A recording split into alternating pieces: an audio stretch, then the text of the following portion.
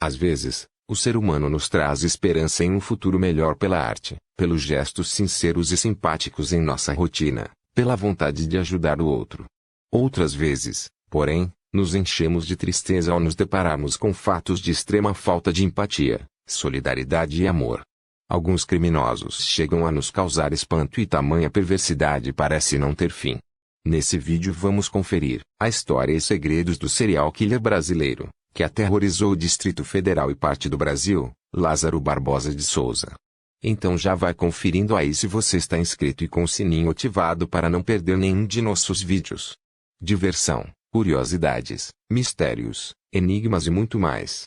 Comente, participe, deixe dicas para os próximos vídeos, e faça parte dessa saga, rumo a 1 milhão. Nos últimos dias, o Brasil acompanhou perplexo a caçada a Lázaro Barbosa, um assassino que atua nos arredores do Distrito Federal e leva terror a famílias que moram em chácaras do interior de Goiás. Só neste ano ele já invadiu propriedades, roubou carros e armas, abusou, trocou tiros com a polícia, e até matou uma família inteira em Ceilândia, pai, mãe e 2 filhos. As buscas pelo homem duraram 20 dias, e policiais militares, rodoviários, civis e federais montaram um grande cerco, com mais de 10 km² de atuação. Ainda assim, Lázaro seguiu foragido. Ele se embrenha pelas matas, se abriga no alto de árvores, se esconde nas margens dos rios ou se refugia em galpões desocupados.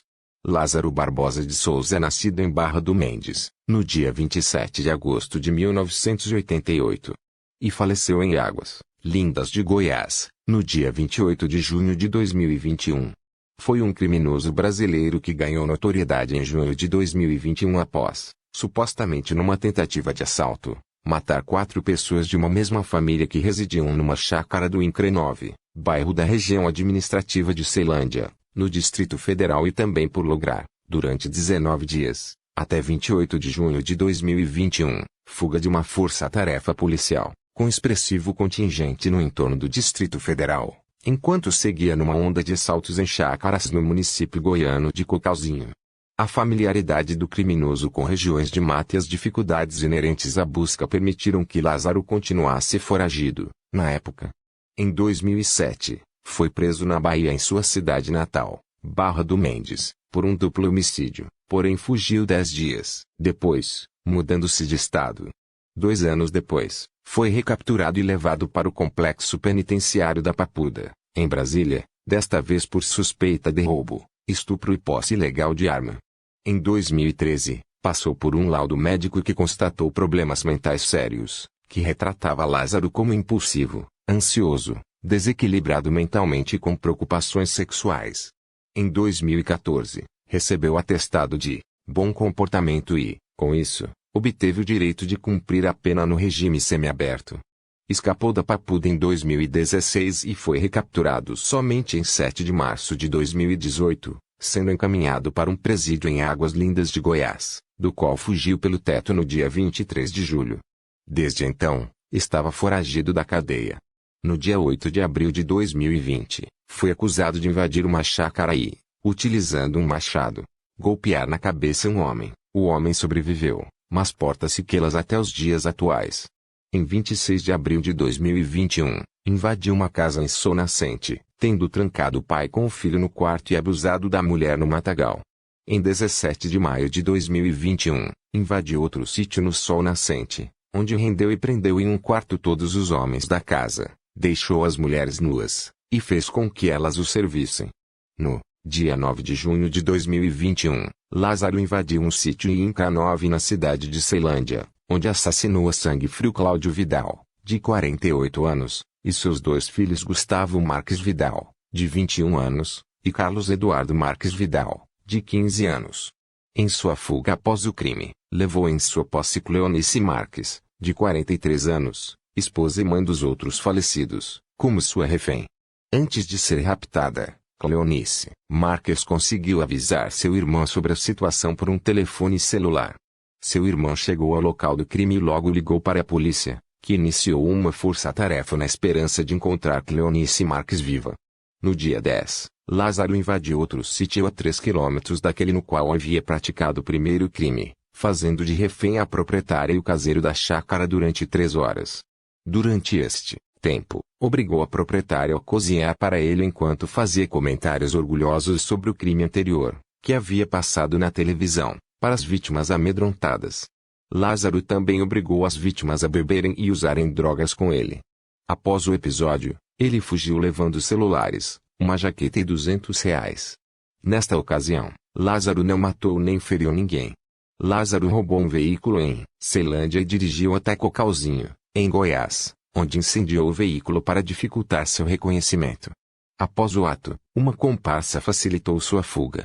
Durante coletiva, o secretário de Segurança Pública de Goiás, Rodinei Miranda, disse que 2 homens presos serviam de apoio para a fuga de Lázaro, conhecido como serial killer do Distrito Federal, do cerco policial e que, junto com o bandido, podem ser considerados uma quadrilha, ou organização criminosa.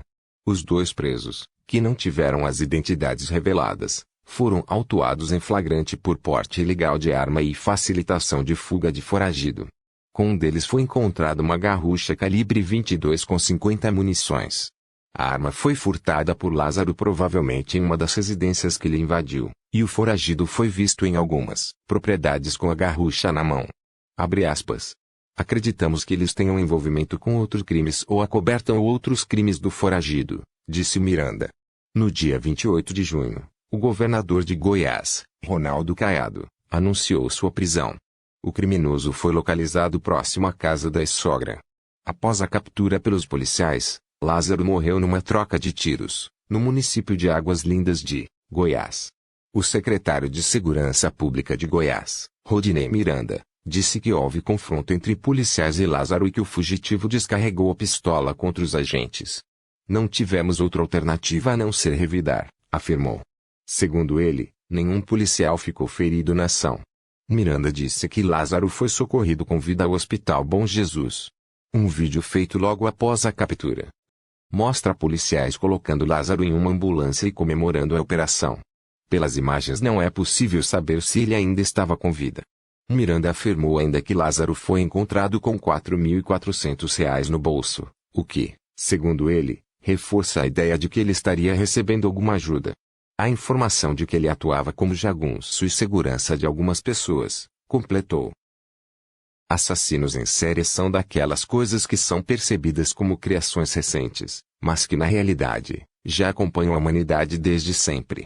E provavelmente eram piores antes, coisas como o status miserável dos plebeus e o privilégio dos nobres, tornando os nobres quase intocáveis se as vítimas fossem os miseráveis, aliadas à falta de comunicação e à ausência de investigação tornavam o passado um celeiro ideal para as piores aberrações da mente humana.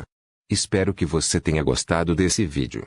Não vai esquecer de deixar aquela curtida esperta, e compartilhar esse vídeo com seus amigos e familiares.